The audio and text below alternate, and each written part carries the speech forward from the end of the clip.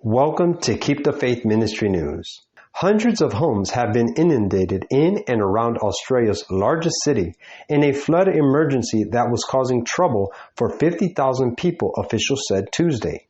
Emergency response teams made 100 rescues overnight of people trapped in cars on flooded roads or in inundated homes in the Sydney area, State Emergency Service Manager Ashley Sullivan said.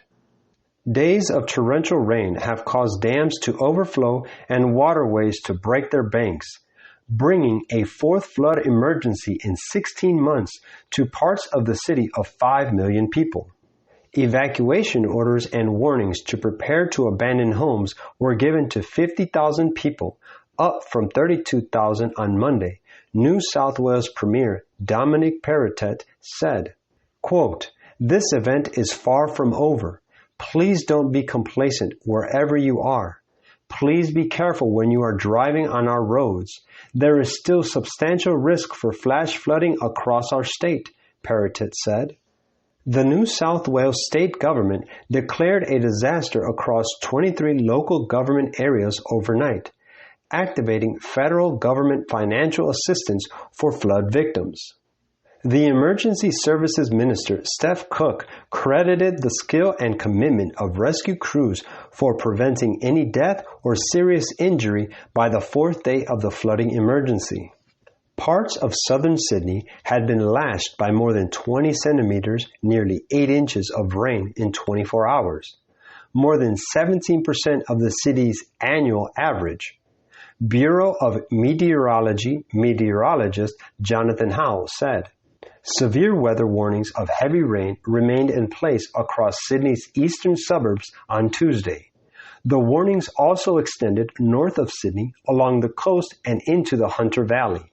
The worst flooding was along the Hawkesbury-Nepean River system along Sydney's northern and western fringes. Quote, "The good news is that by tomorrow afternoon, it is looking to be mostly dry. But of course, we are reminding people that these floodwaters will remain very high well after the rain has stopped," Howe said. There was plenty of rainfall overnight, and that is actually seeing some rivers peak for a second time.